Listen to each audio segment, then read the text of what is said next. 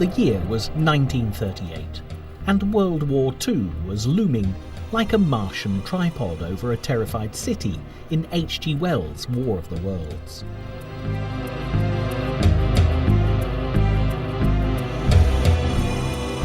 Neville Chamberlain, the British Prime Minister, was attempting to avert hostilities as Adolf Hitler and his German army of Nazis viewed Europe like the Martians from the aforementioned novel viewed Earth, as a place to conquer, occupy and rule. In September of that year, France and Great Britain had signed a document known as the Munich Pact, in which a large portion of Czechoslovakia was given over to Hitler and Germany. This, in their misguided view, would be enough to stop an invasion force. It wasn't. On October the 30th, a month to the day after the signing of the Munich Pact, with Americans troubled by reports of such an impending European invasion, the unthinkable happened. America was invaded. However, this wasn't by little green uniformed Nazis, but by actual little green-skinned Martians from Mars. The War of the Worlds preceded World War II, and yet again, H.G. Wells' gift of predicting the future within his writings came to the fore.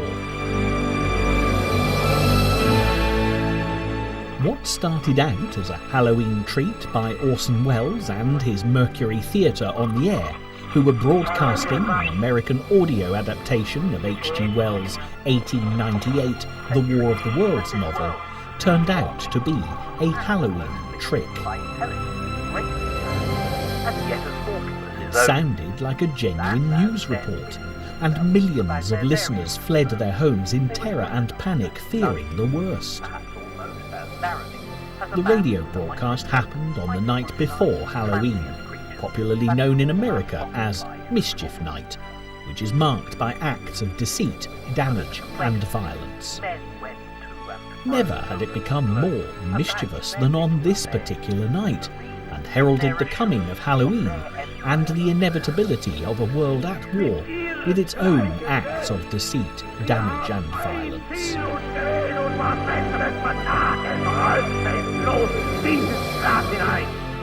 Halloween is celebrated on October the 31st and has deep-rooted origins stretching back to when European pagan traditions singled it out as a day of religious celebration. Christian missionaries appropriated it, as they also did with Christmas and Easter, and gave it a Christian interpretation. Nevertheless, down through the ages, Halloween has been celebrated by many and varied religions, enjoying a fascinating history.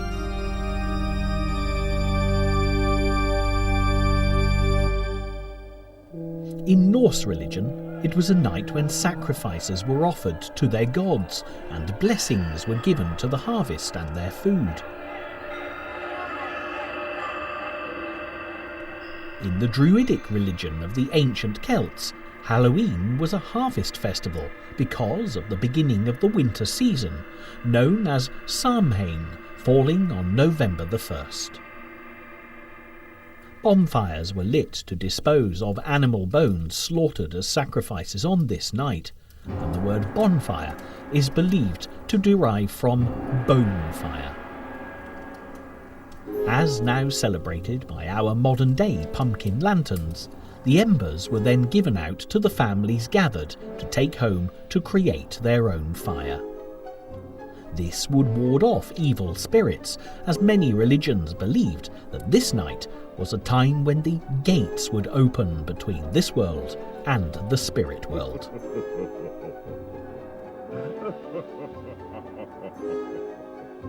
It was the Roman invasion of Britain that added the wearing of masks and the honouring of the dead to the ancient tradition. However, today, this festival is most celebrated in America, where the tradition of Halloween was first introduced by Irish immigrants in the 19th century. H.G. Wells' story of an invasion of Earth seems to fit nicely within the Halloween tradition of beings from another dimension arriving to scare, frighten and take over the human race. This was probably why Orson Welles, the soon-to-be legendary voice of sound, stage and screen, chose it as the one to adapt for his Halloween stunt. But H.G. Wells himself intended it as a prophetic parable, like many of his other novels, and was somewhat shocked at the renewed interest in his work.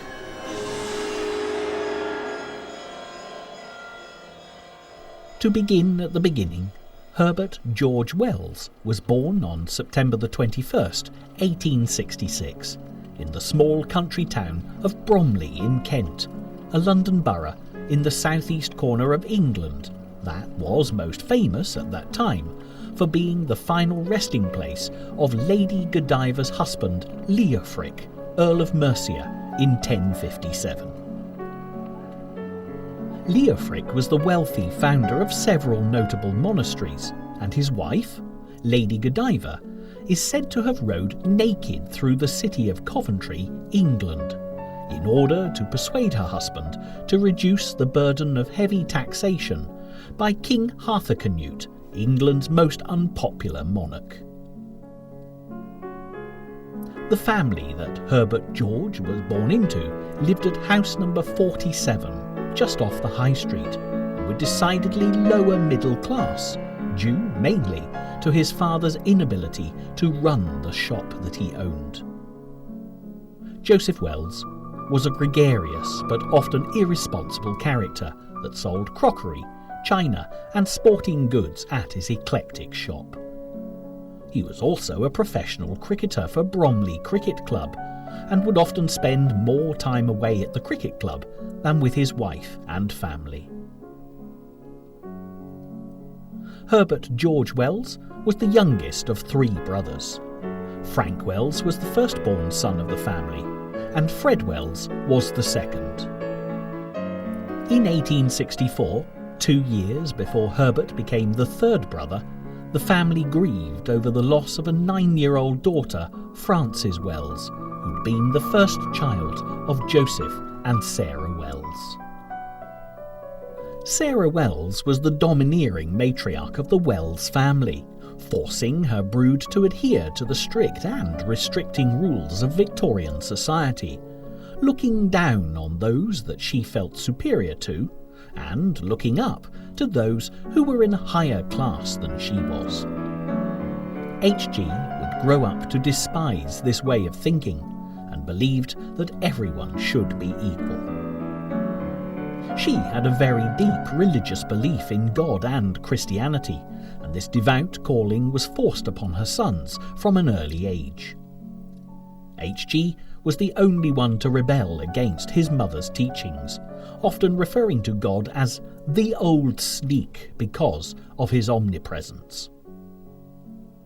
H.G. seemed to delight in completely abandoning his mother's strict views as soon as he could, which must have caused quite a rift between them in later life.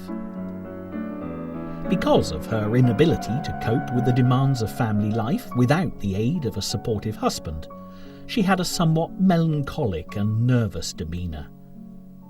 This was coupled with a strong sense of wanting her family to appear better than their income would allow. She forbade any of her brood to play with other children, in order that their clothes would remain neat and tidy for as long as possible. Unfortunately, Sarah was a poor seamstress, and she feared that the children's clothes would quickly show signs of mending, making the family look poorer in the eyes of the community.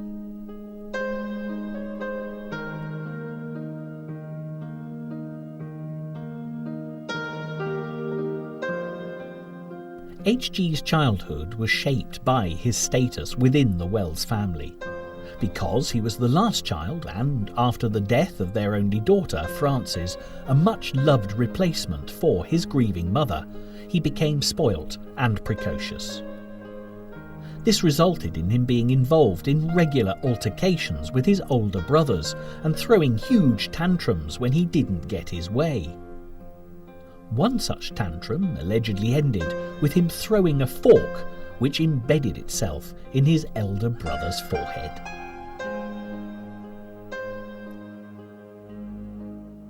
H.G. Wells' love of literature and words came from a time when he was a virtual invalid after breaking his leg when he was 8. Some stories say this happened after a particularly boisterous bit of inter-sibling wrestling, and others say his father's friend was throwing him in the air and catching him until he missed. Either way, this fortunate accident allowed Wells to indulge in reading book after book that his parents heaped on him to while away the hours. He had a particular interest in stories about battles and wars and of people doing heroic deeds. In the 2 months of convalescing, the injury taught him 2 things that crop up time and time again in his later writings. The first was the need to suppress pain, and the second was that religion was of little use in this quest.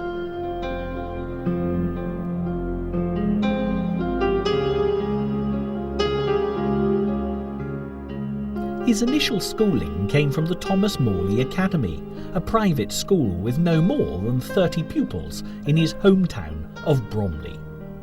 It was run by a man named, appropriately enough, Thomas Morley, who didn't even have a teaching qualification.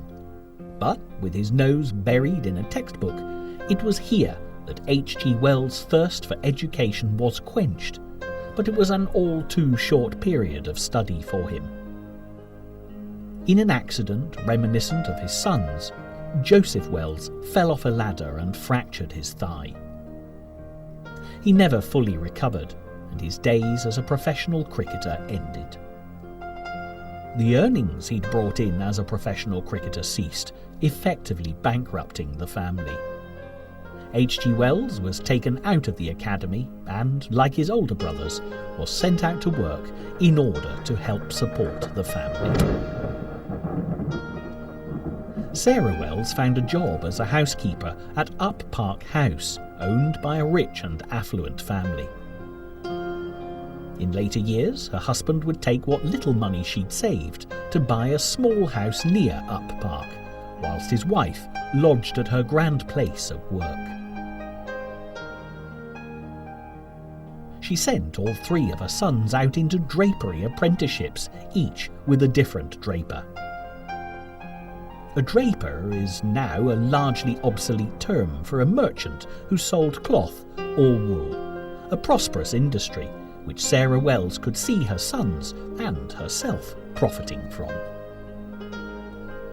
The oldest son, Frank Wells, eventually became a successful draper before giving it up to become a travelling repairman for watches and clocks. He started his repair business from the new home of his parents near Up Park and would provide for them, as would H.G., for the rest of their natural lives.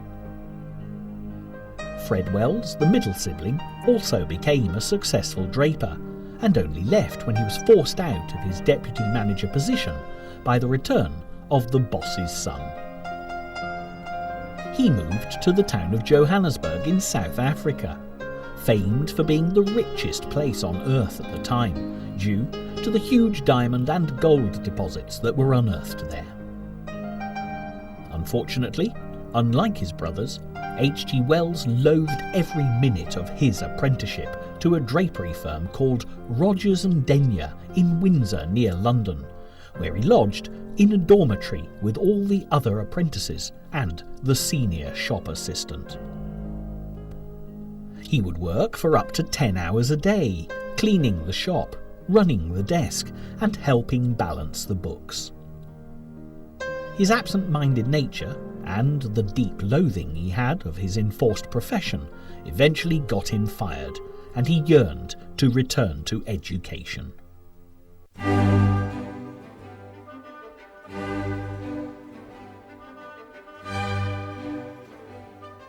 But H.G. was marched straight into another apprenticeship under the tutorage of Mr. Samuel Cowap, owner of a chemist shop, what we'd now call a drugstore, in Church Street, Midhurst, a small market town in West Sussex, England.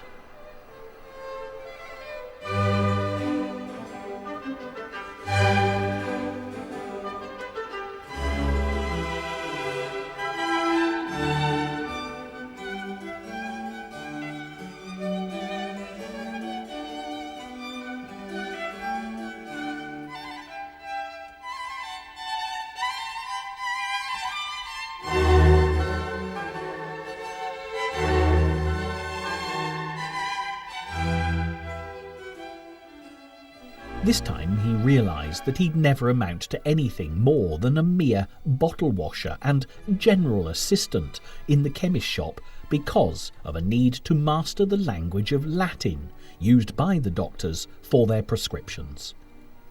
So, with his customary tenacity and dedication, H.G. Wells became a student of Mr. Horace Byatt, the headmaster of the nearby Midhurst Grammar School, and he amazed his teacher by learning Latin in an amazingly short space of time. He also took an exam in physiology, which he passed. This was mainly because the government gave money for each student that passed the exam, so the headmaster was inclined to enter as many pupils as possible. Unfortunately, monetary problems intervened, and the cost of the apprenticeship was too much for Sarah Wells to bear.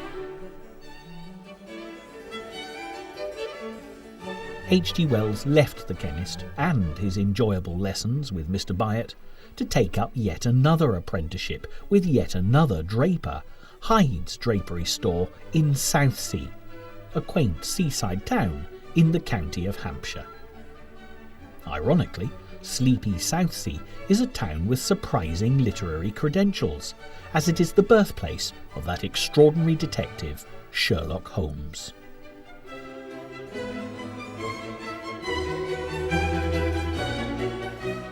Sir Arthur Conan Doyle, the great sleuth's creator, came to Southsea as a young doctor of medicine, but unfortunately few patients called at his consulting rooms. Never one to sit idly as he waited for custom, Conan Doyle started to write his Sherlock Holmes stories, and the rest, as they say, is history. But there was no such inactivity for the young H.G. Wells. He stayed 2 long years at this drapery store, often working 13-hour days, and they were far from being happy times. He would use his experiences later as the basis for his successful novel Kipps, which detailed the drab life of a draper's assistant and ended as a critique on the distribution of the world's wealth. The endless drudgery of his apprenticeship didn't suit Wells's style of working. He was able to labour incredibly hard in short, sporadic bursts, and then would drift off into daydreams and tiredness.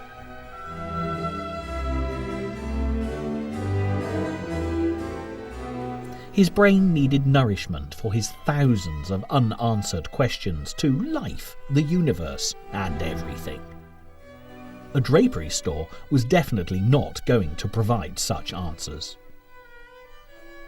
One Sunday, H.G. Wells walked the 17 miles from his workplace in Southsea to Up Park in Bromley, where his mother was still a housekeeper.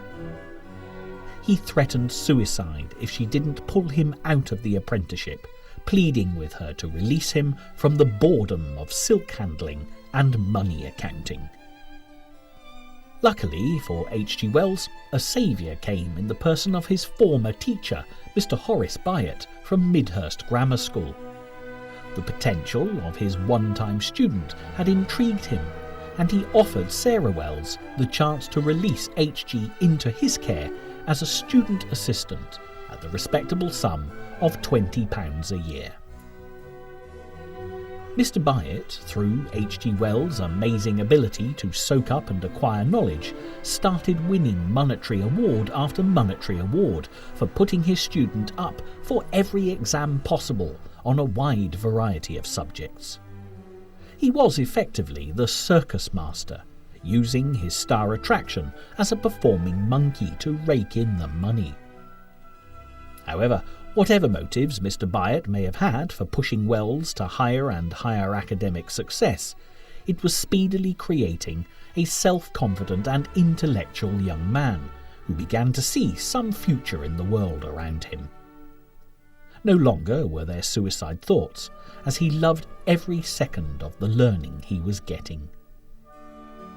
Textbooks replaced fabrics, and smiles replaced frowns as he devoured any topic that he was given.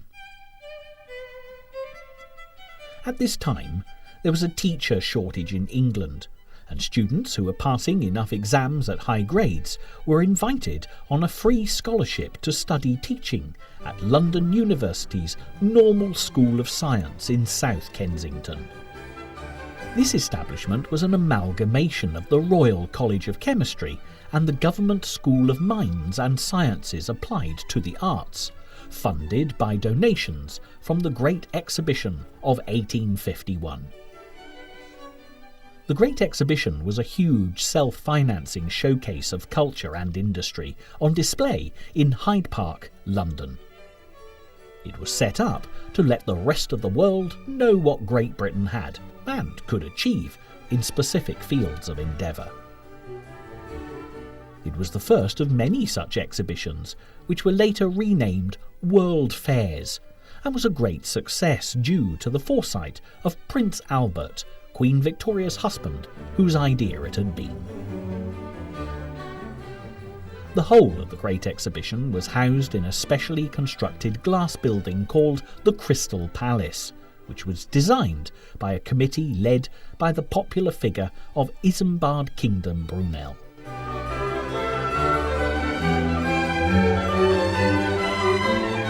Brunel, like Prince Albert, was a forward thinker and was the mastermind behind the Great Western Railways and transatlantic shipping, building the first ocean liners.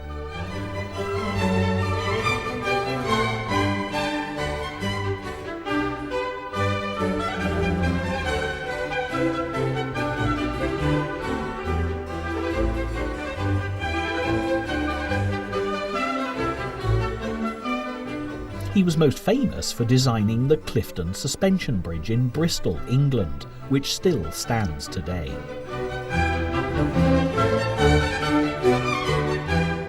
The Great Exhibition not only funded the joining of the two science and arts colleges in London, but also funded the building of 3 famous museums, which can still be visited in London today: the Natural History Museum,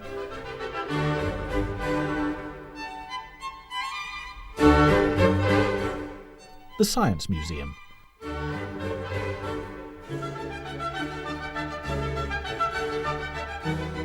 and the Victoria and Albert Museum.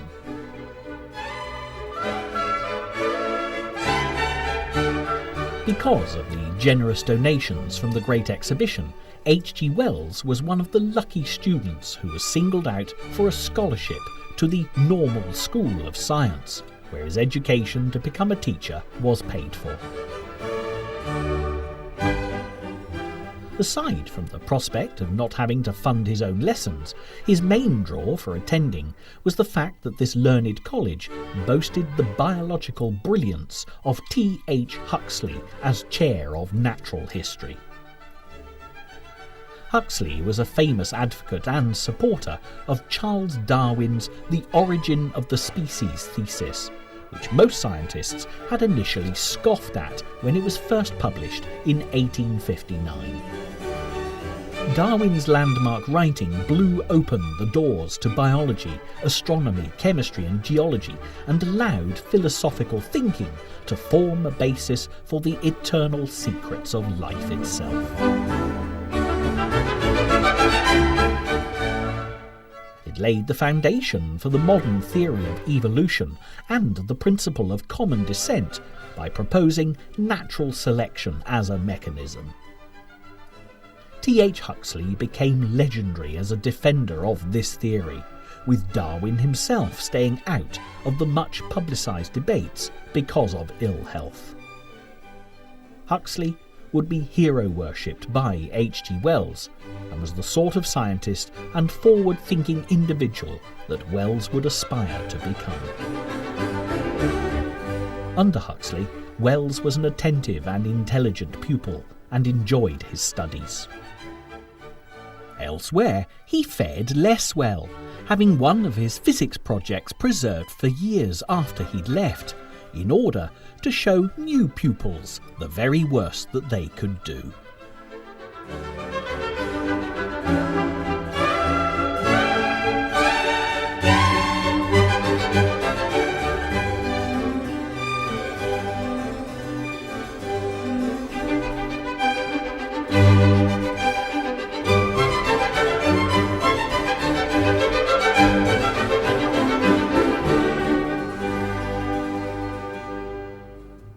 Living in cramped conditions, in an overcrowded student house in Westbourne Park, London, Wells soon leaned more and more towards the writing and debating sides of his studies.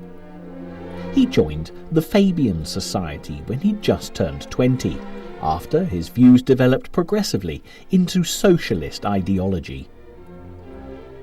The Fabian Society was a British socialist intellectual movement, which included such famous names as Irish playwright and Nobel Prize winner George Bernard Shaw, and the founder of the Suffragettes and crusader for the women's right to vote, Emmeline Pankhurst, to name but two.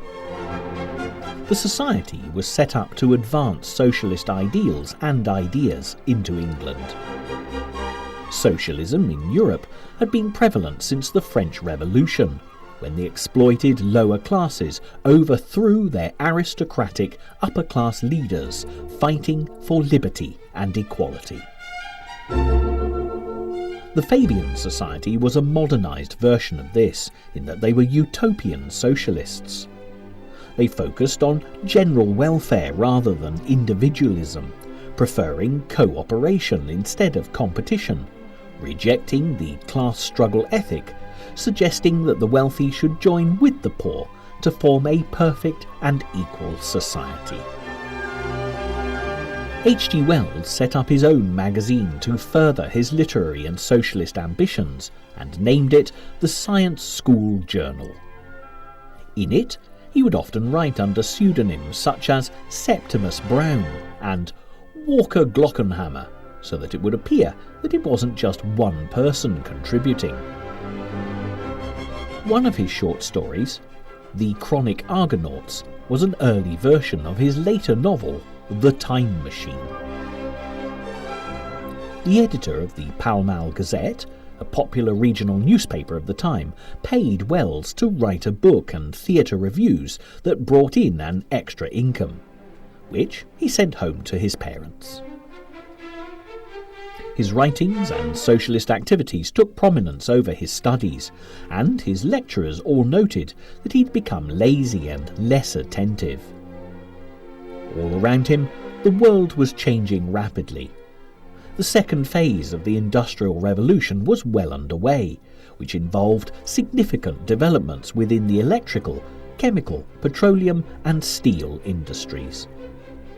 This in turn caused more unemployment and a real divide between capitalism and labour, between worker and employer, and between trade union and individuals.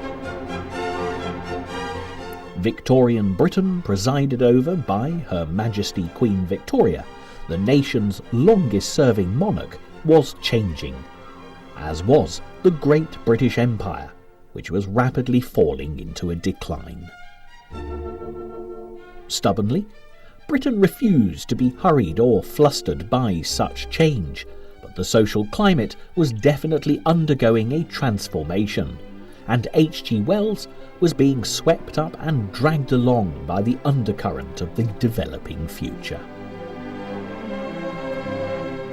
During his last few terms at the Normal School of Science, he stayed with his Aunt Mary in Euston Road, an important thoroughfare of the time, and part of the new road from Paddington to Islington, which was built as a bypass over the northern fields of London.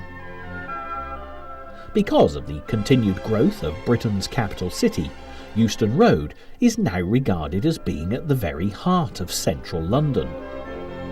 It was here, staying in blissful peace and comfort away from the mass of dirty student lodgers and evil landladies, that he first met his future wife, his cousin, Isabel Mary Wells. They instantly fell in love with each other and began a courtship that was only interrupted by his sudden departure from London.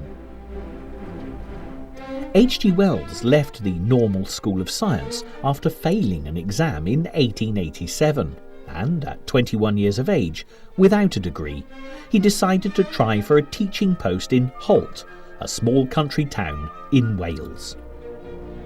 His lack of a degree was overlooked because of the size of the school, and he became the new assistant schoolmaster. As soon as he arrived there, he yearned to return to London.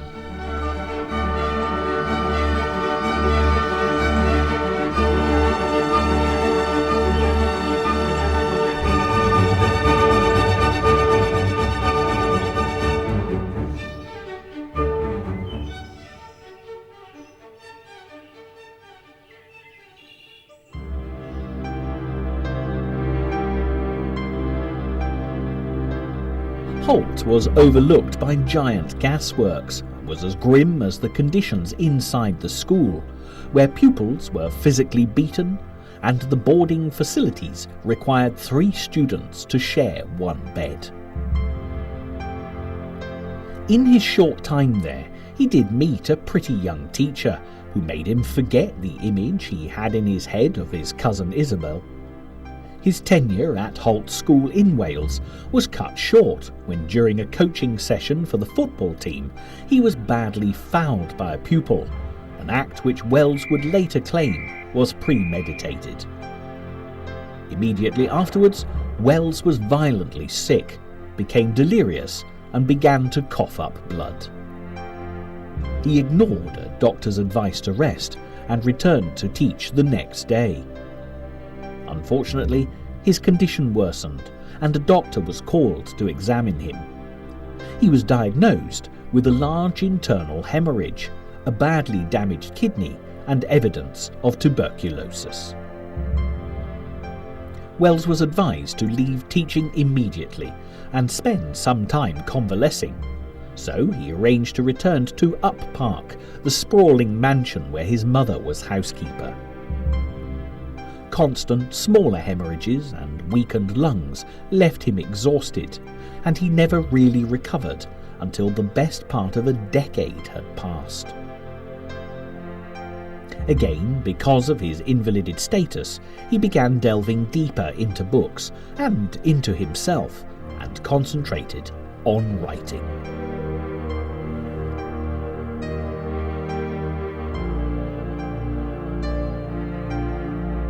Returning to London in 1889, fortune smiled upon Wells as he landed a post at a private college called Henley House School, where all the boarders were children of professional and privileged families.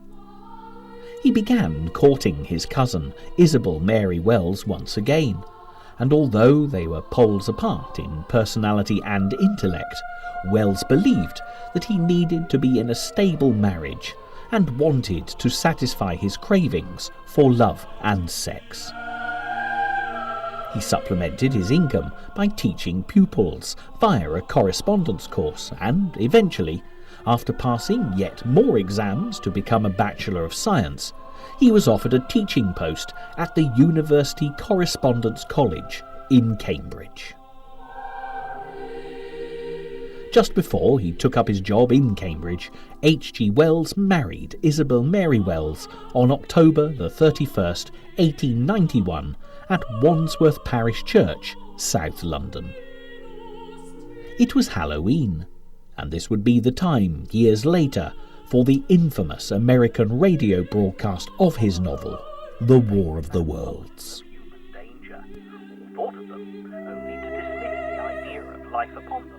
Within a few months, H.G. Wells grew weary of his new wife.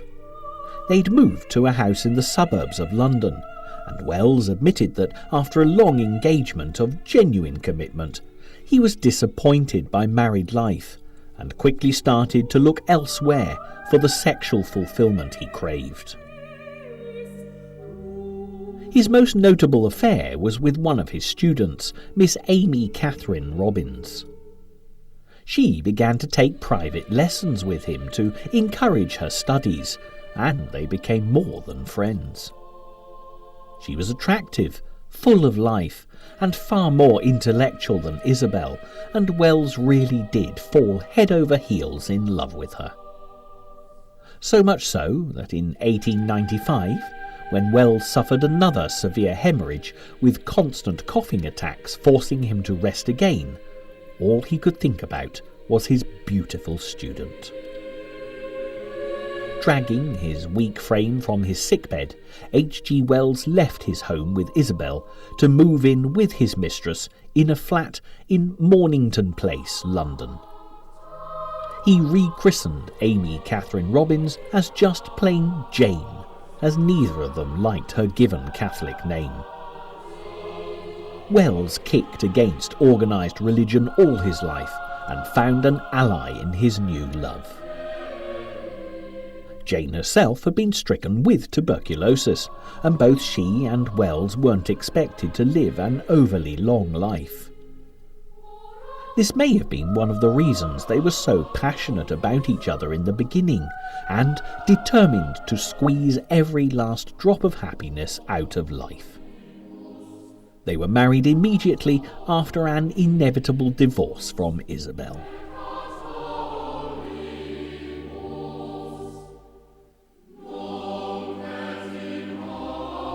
This period of new love and a new life seemed to inspire H.G. Wells, and he produced his great literary works during this time.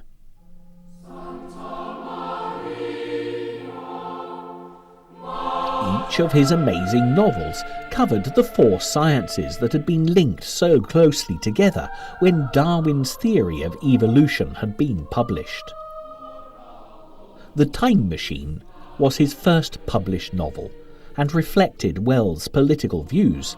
His vision of the future was a parable on what would happen if a capitalist society kept its rigid class structures in place forever. An amateur inventor, never named but believed to be based on H.G. Wells himself, builds a machine that can break through the fourth dimension and travels far into the future. Here he finds a peaceful utopian society, not too dissimilar to how the socialist Fabian society saw the world becoming, filled with happy, loving humans. However, this illusion is shattered when the scientist learns that the three-tiered class structure of Victorian times has given way to just two branches of the human race.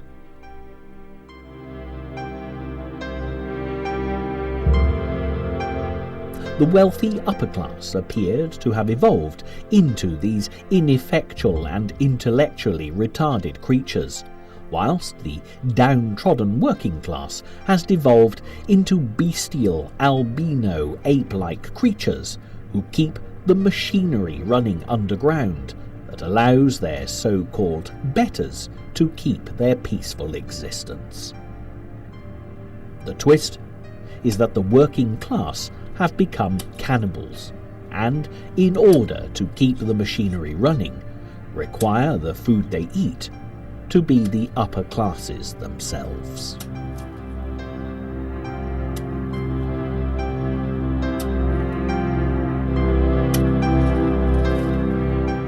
It's not only a parable on the futile nature of the class system in Victorian Britain, but also a satirical attack on the Industrial Revolution, whereby machinery was enabling the upper classes to live better by exploiting the working classes into cheap labour and, worse still, unemployment.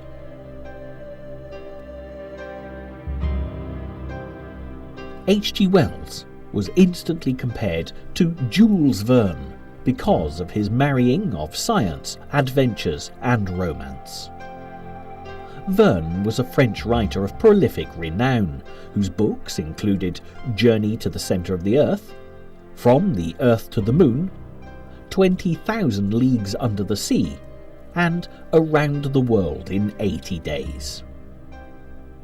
The difference between Wells and Verne is that Verne described adventures and sights with the emphasis on excitement, whereas Wells wrote about the destiny and the actions of such adventures. Wells wrote from a scientific background, as opposed to Verne's love of romance and travel.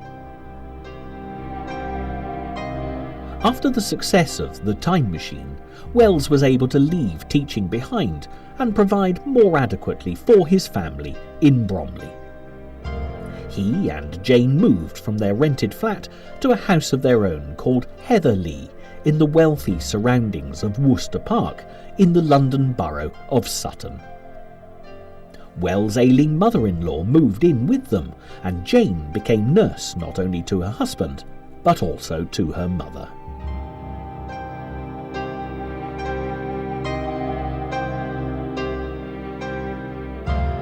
H.G. Wells' next big success was The Island of Dr. Moreau, which posed an interesting question.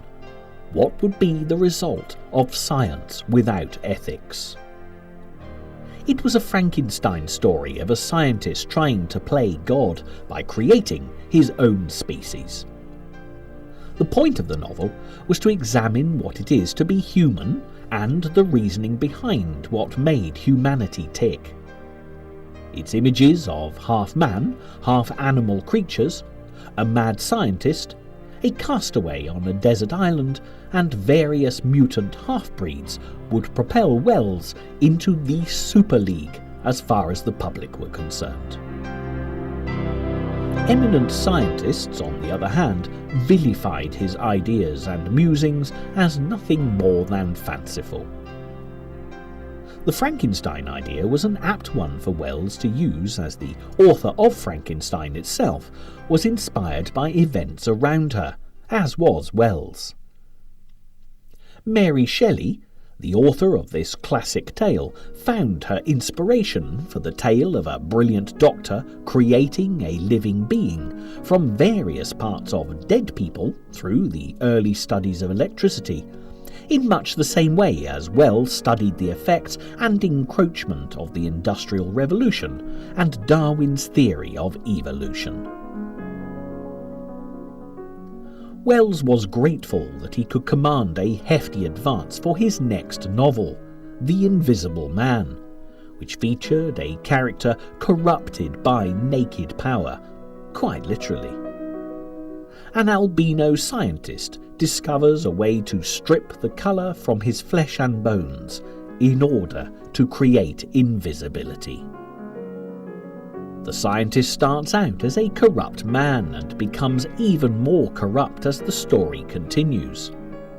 It challenges man's behaviour when given unaccountable supremacy. For Jane Wells, her role became that of a sounding board. After the flush of initial sexual excess, they'd become ill-matched in the bedroom, but became closer in intellect and personality. In short, they understood each other a lot better than anybody else understood them. She was a strong and opinionated woman who Wells could rely upon to be his sternest critic.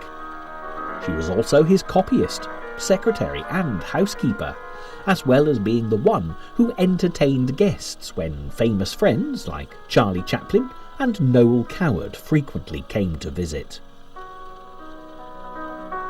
Wells' most famous book was published in 1898 and had originally appeared as a 9-part series in the English periodical Pearson's Magazine.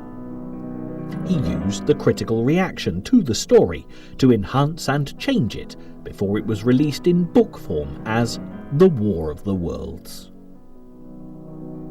Using Darwin's theory of evolution as a starting point again, he wanted to prick the pompous balloon of ego that Victorian Britain was living under. Wells felt that the nation he was part of had the notion, because of the amazing feats of advancement that had taken place under the reign of Queen Victoria, that they were the highest and most intellectual order of life on the planet. Consequently, H.G. used a more advanced race from another planet, the so-called Red Planet of Mars.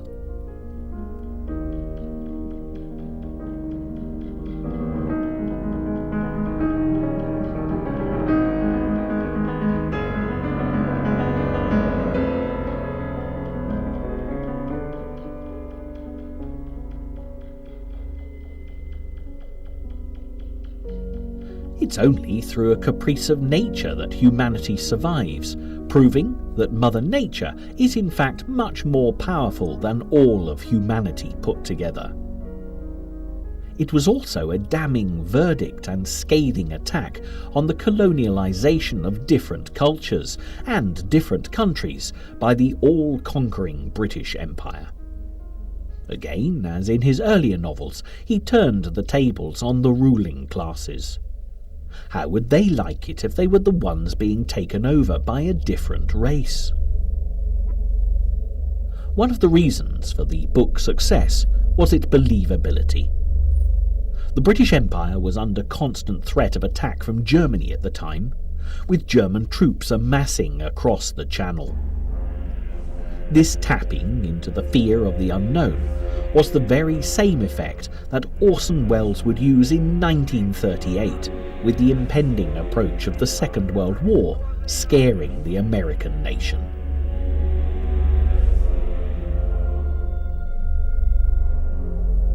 H.G. Wells went to a lot of trouble to base the action on real locations in England, whereas other novels tended to fictionalise them.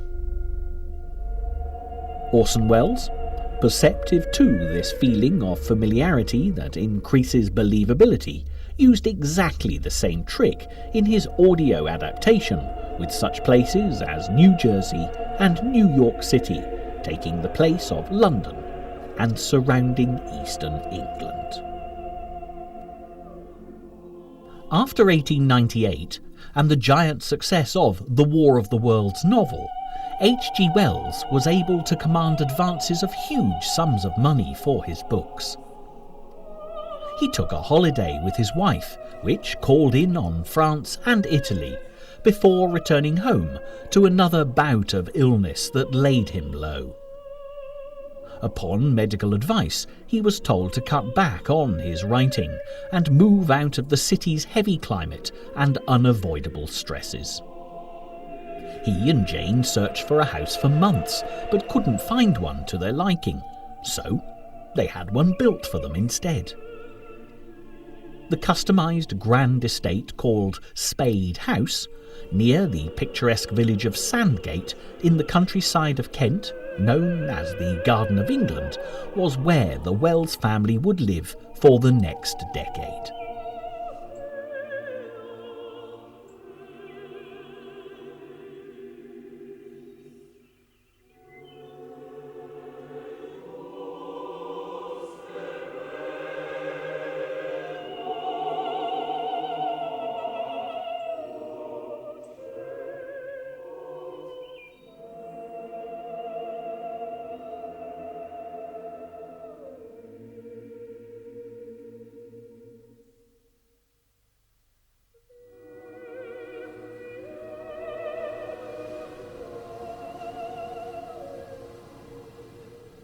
There was a magnificent view of the English countryside and the gentle sea, which helped Wells relax and continue working.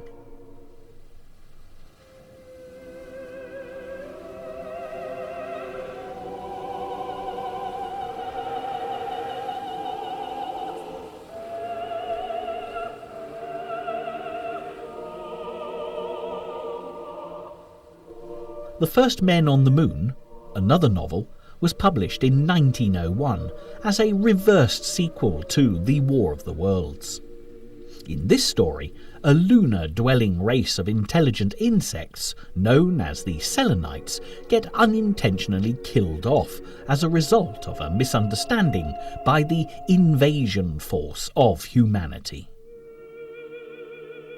Again, on another level, Wells aimed this book at the rigid structure of pure socialism. Although an advocate of the very same beliefs, Wells disagreed with the notion that an individual should be sacrificed for the greater good.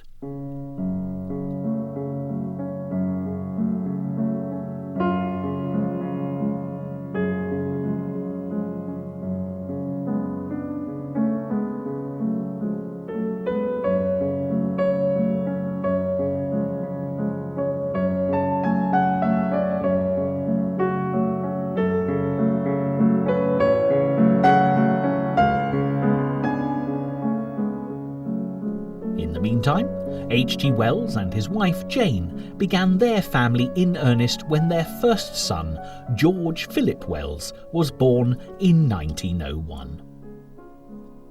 In 1903, Jane gave birth to a second son, Frank Richard Wells. Because of the birth of his first son, Wells became very interested in the future and what it would hold. His novel, Anticipations, was his most successful to date and foresaw many things, like the dispersion of residents from cities to suburbs because of the usage of trains and cars, and greater sexual freedom for men and women, eroding the moral restrictions of the day. It outlined society in the future due to mechanical and scientific advances.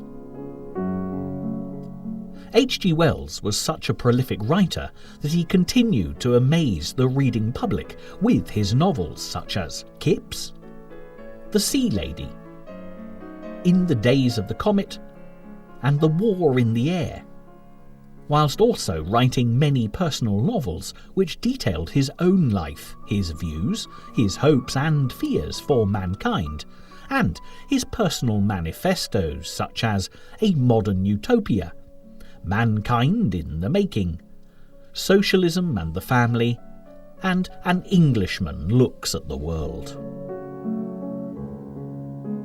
Wells considered that his home life had become sexually dull, and he began taking lovers, which his wife, Jane, seemed to ignore. She became, in his eyes, the perfect wife in her approach to him. She looked after him, she worked for him, and she let him get away with whatever he wanted to get away with.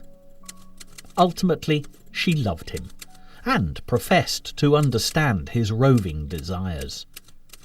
His affairs would continue for the rest of his life, and were varied and endless.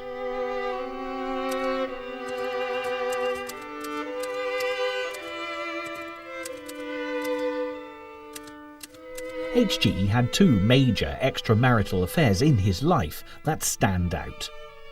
The first was with Amber Reeves, the daughter of a wealthy New Zealand High Commissioner. Her father was part of the Fabian Society and encouraged his daughter to study the writings of H.G. Wells. When they met, they lusted after each other immediately and began an intense physical relationship that was known to her parents, Jane Wells, and the general public. In 1909, Amber became pregnant and was instantly married to a family friend. There's no confirmation to prove that this was a child fathered by H.G. Wells, but the family lived nearby and were paid frequent visits from H.G. and Jane Wells. It's believed that the scandalous novel Anne Veronica is based on Amber Reeves and her passionate relationship with Wells, depicting a liberal young independent woman at a time when no women were independent, who defied the conventions of the day by taking a lover, being open about her sexual exploits, and becoming a fierce suffragette.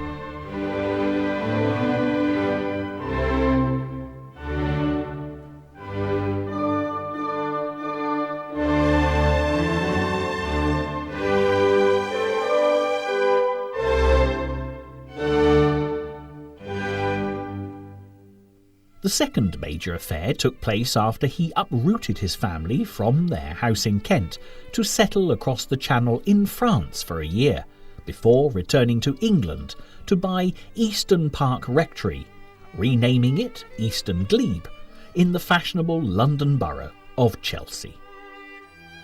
This time he fell for the fellow writer and Fabian Society member Rebecca West. Their relationship was passionately stormy and resulted in Anthony West, an illegitimate child, being born in 1914. The relationship ended in 1923 when she married, but every detail of it was poured into his work during that decade. Wells seemed insatiable, and even tried to rekindle the dead embers of a love affair with his first wife Isabel when he visited her at her poultry farm in Tyford, Berkshire. And although she rebuffed his advances, they remained very close until her sudden death years later, when her former husband was helping to build a house for her twilight years.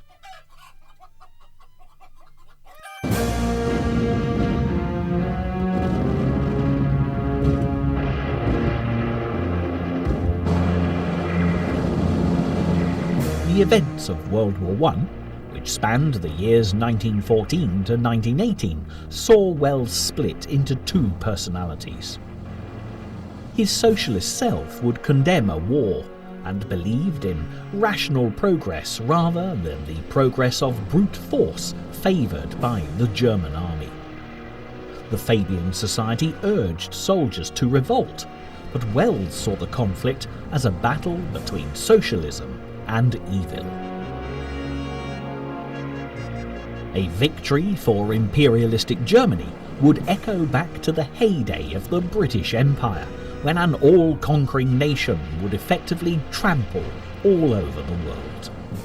So, in a direct reversal to his socialist self, he became a staunch advocate of the British war effort, and hoped this war would help create a better understanding to prevent future wars, leading to an establishment of a world state.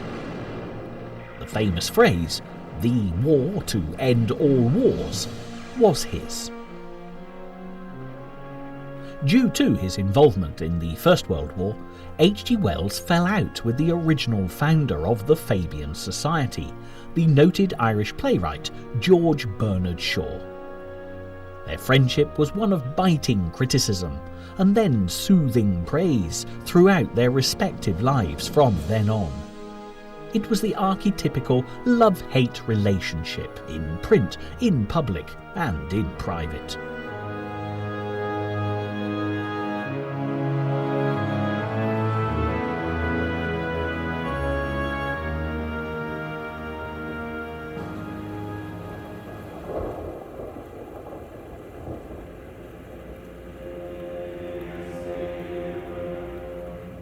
H.G. Wells' amazingly resilient and forgiving wife Jane was swiftly taken away from him in 1927. Diagnosed with incurable cancer of the uterus, she died the day before their son Frank was to marry. H.G. Wells had been by her side throughout the few months from diagnosis to death and was consumed by grief.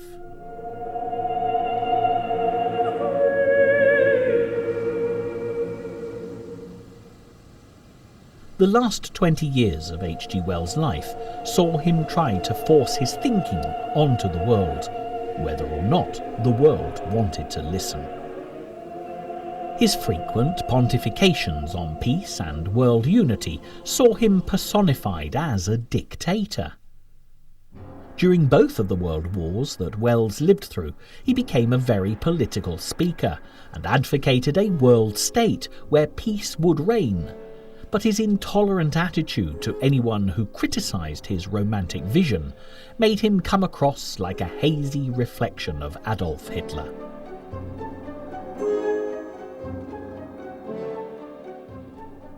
His long-term affair with the critic Odette Kuhn increased his downturn in popularity, when their relationship was barely concealed in the newspaper articles, published writings, and sensational tell-all articles in magazines.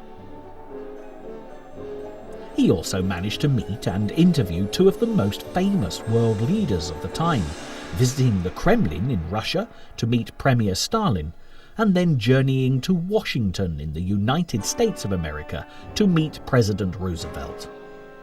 His aim was to see what could be gleaned from meeting these two opposing forces. His vision of a world at peace depended on them both following similar lines in their thinking, even if their politics and beliefs were not entirely matching. In 1938, he allowed his most famous novel, The War of the Worlds, to be dramatised by the Mercury Theatre on air, led by 23-year-old Orson Welles for American radio.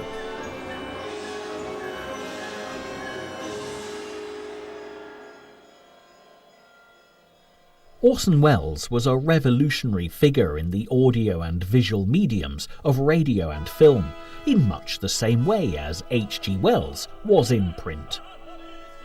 In America, 39 million people tuned into the radio every night, and most programmes were usually interrupted by news flashes of the increasing approach of World War II in Europe. Orson Welles picked up on this habit of radio broadcasters, and so structured his radio play to be told as news flashes, interrupting music. He also scheduled it to coincide with the time when most listeners would be channel surfing. The most popular show on radio was Chase and Sanborn, which starred Edgar Bergen and Charlie McCarthy. It was a ventriloquist act on radio. There was absolutely no chance of seeing the mouth move.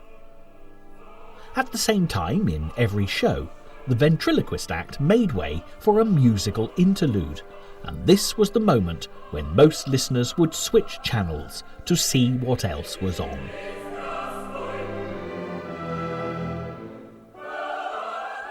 On that fateful night before Halloween in 1938, the majority of them were greeted with a news report by Carl Phillips, describing a strange crash landing of an unidentified flying object at Grover's Mill, New Jersey, USA. As the drama unfolded, listeners began to believe that this really was either an invasion force from the planet Mars or a surprise attack by the German army.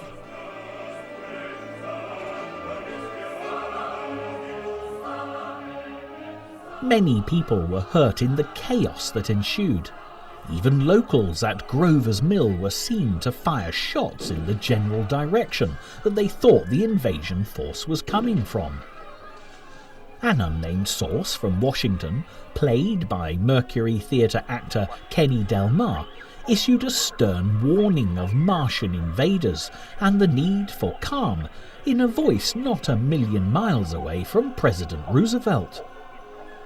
The army was put on emergency call, and many of the original listeners didn't stay glued to their radios long enough to hear that the second half of the broadcast developed into a normal dramatization of extracts read from the sole survivor's diary.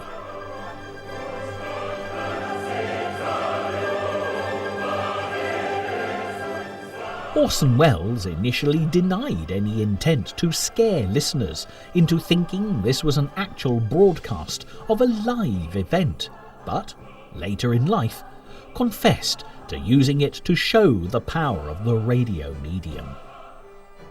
At the time, radio was in its heyday and television was in its infancy. The powers of the airwaves were only a decade old and still presenting new and exciting experimental productions for millions of listeners. They were used to hearing the reassuring voice of their president, Franklin D. Roosevelt, giving his so-called fireside chats beamed into their homes regularly. So, when they heard a voice similar to their respected president, urging them to stay calm, they all immediately panicked.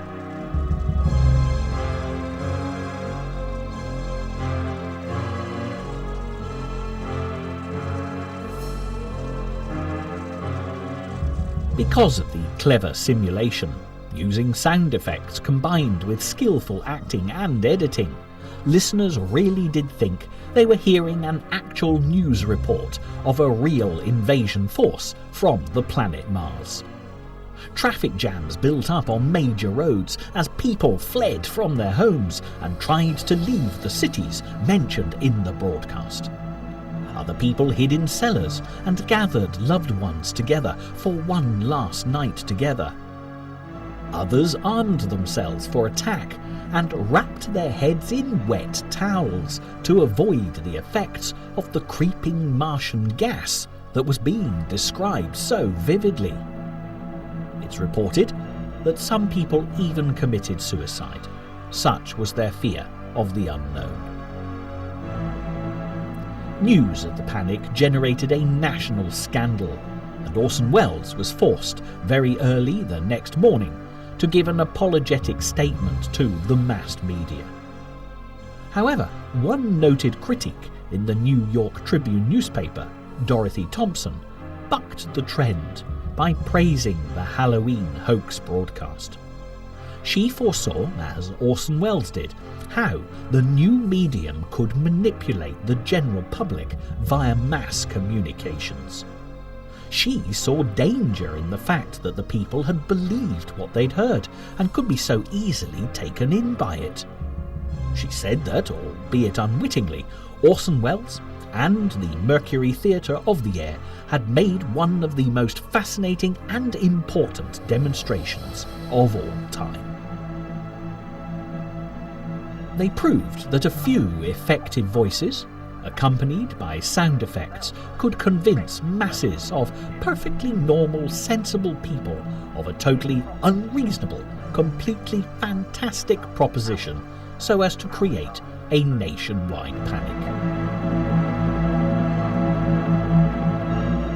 It was noted that Adolf Hitler had managed to scare all of Europe to its knees a month before the broadcast, but he at least had an army and an air force to back up his shrieking words.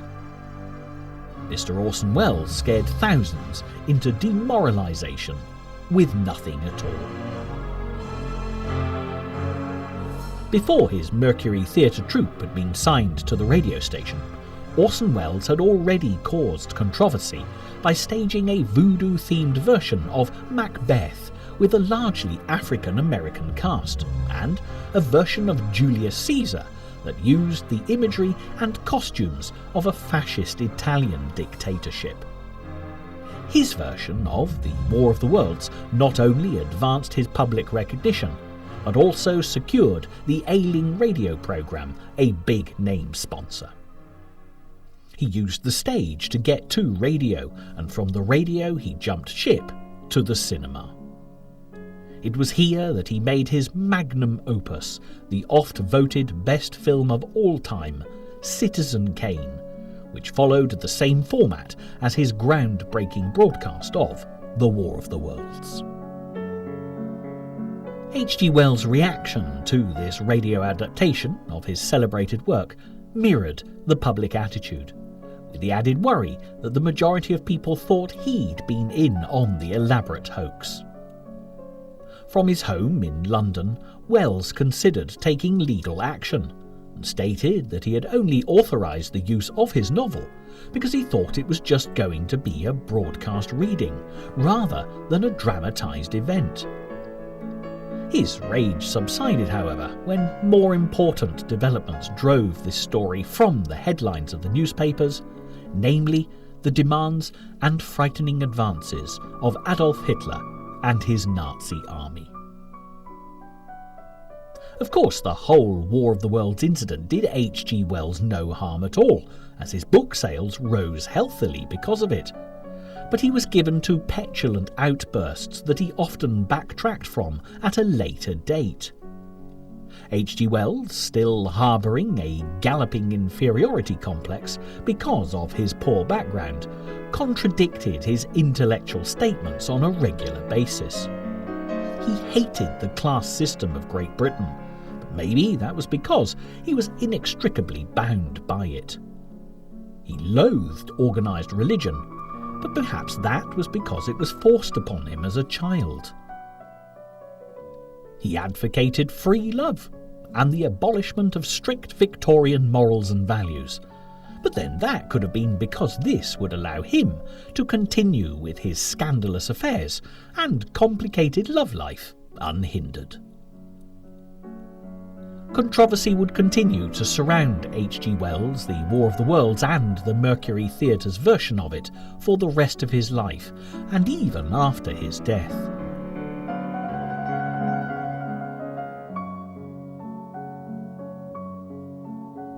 As a result of the Halloween hoax, it's alleged that the Japanese attack on Pearl Harbor was first received with scepticism by the American public when reports began to be broadcast of the devastation, as they didn't want to be fooled by another hoax story when the unbelievable news of the catastrophe reached them.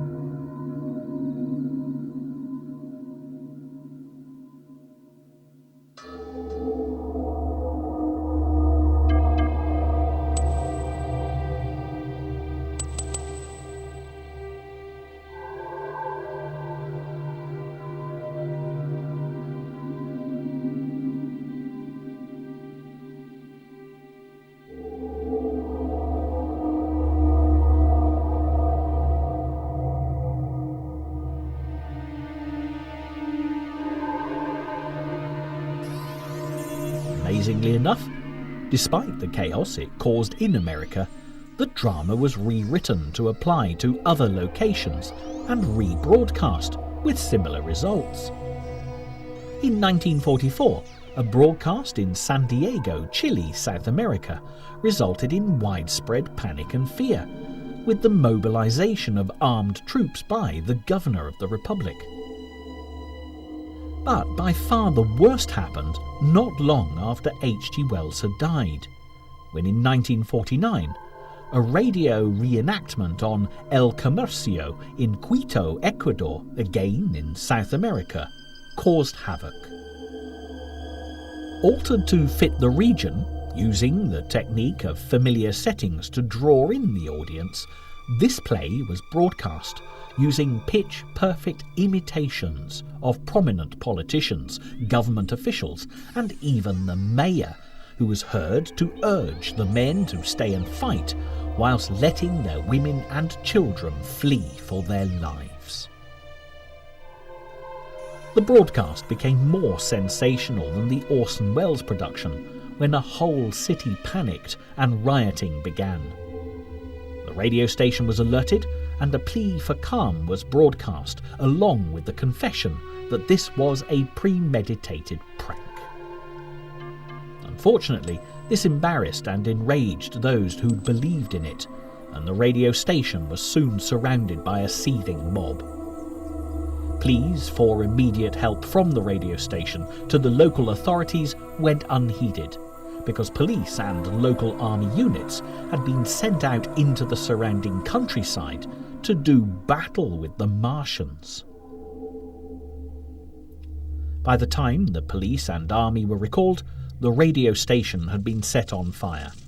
20 people died, 15 were seriously injured, 3 officials charged with allowing the broadcast to go ahead were arrested and thrown in jail, and £200,000 worth of damage had been caused to the city. The power of the War of the Worlds lived on.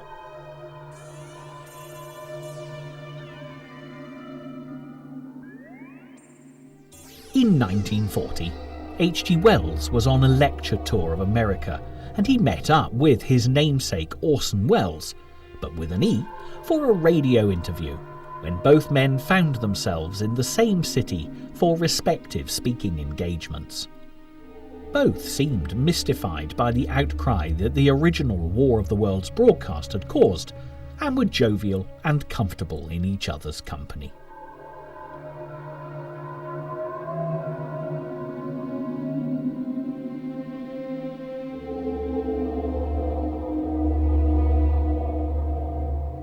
It was also in 1940, as the Second World War was really beginning to gather pace, that H.G. Wells came to see his horrible vision of the future come true.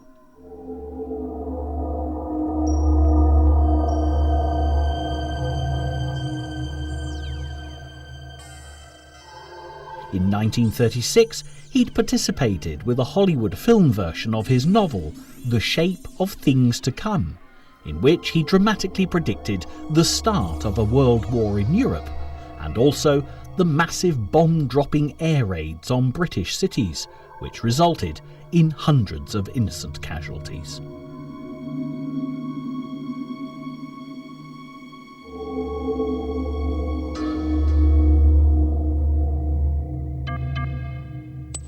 He was to be proved right yet again. H.G. Wells found little solace in his predictions coming true, as it seemed to be only the ones where humanity would continue along the wrong course and wind up destroying itself that would prove to be a self-fulfilling prophecy.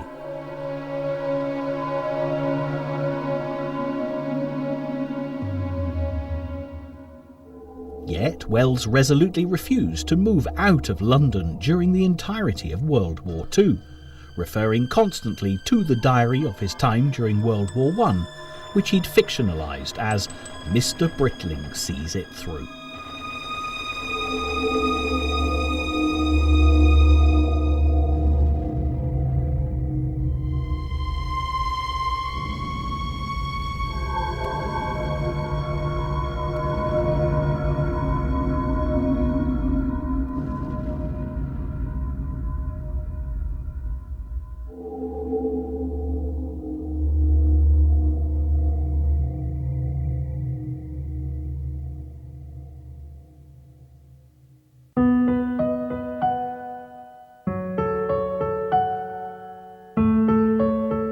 Herbert George Wells saw it through until he died peacefully in his sleep at his home in Regent Park, London, on August the 13th, 1946. He'd been suffering from cancer for a long time, in the same stoic manner that he'd battled all of his life with various medical complaints. On his own request, he was cremated, and his son, George Philip Wells from his marriage to Jane, and Anthony West from his affair with Rebecca West, scattered his ashes over the English Channel between the Isle of Wight and St Albans Head. H.G. Wells had spent many long hours looking at the sea and marvelling at where it might take him were he a fit and healthy man. To him, the sea created endless relaxation and limitless possibilities.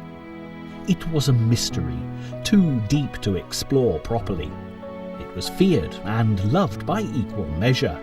It could be angry, and it could be calm. But all in all, it was universally viewed as a thing of great power and adventure.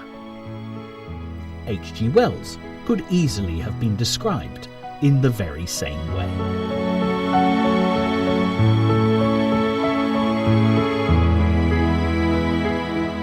A memorial service for H.G. Wells, notable because of the famous philosophers, writers, scientists and politicians who attended, took place at the Royal Institution in London, and the legacy of his writing, his vision and his teachings still live on today. Although he predicted the breakdown of society, the destruction of civilization and many savage and bloody wars, there was always an element of hope and salvation in his work. It was only in his last years, when illness eroded his optimism, that he gave in to a pessimistic outlook on mankind's descent into depravity and destruction.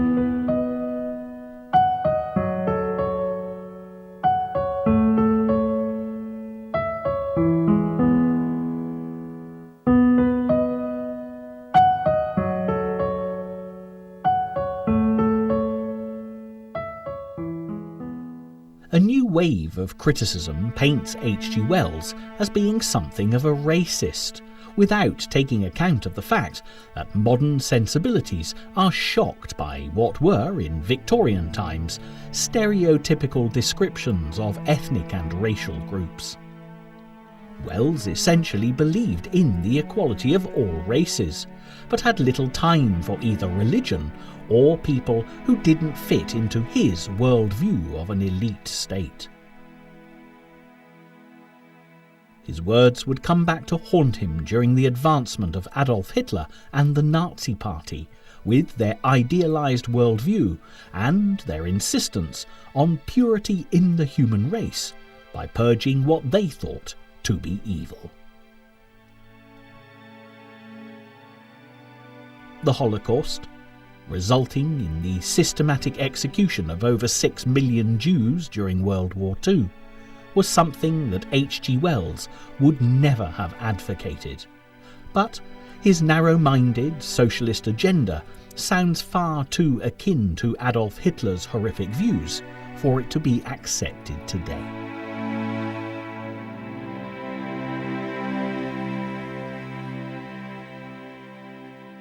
Sadly for Wells, his legacy hasn't been kept alive by his own personal published propaganda and philosophies on a world ruled by reason and peaceful unity, such as Mankind in the Making, The Salvaging of Civilization, The Outlook for Homo Sapiens, and Mind at the End of Its Tether. His lasting appeal still lies in his scientific adventure stories such as The Time Machine, The Island of Dr. Moreau, The Invisible Man, and ultimately, The War of the Worlds. These fascinating and fearful tales are still read and loved today, inspiring films, television series, stage plays and radio shows. H.G. Wells, for all his love of science and socialism, knew first and foremost the fundamental joy of reading something that stimulates and excites the brain and the heart, and it is for this much treasured legacy that he'll never be forgotten.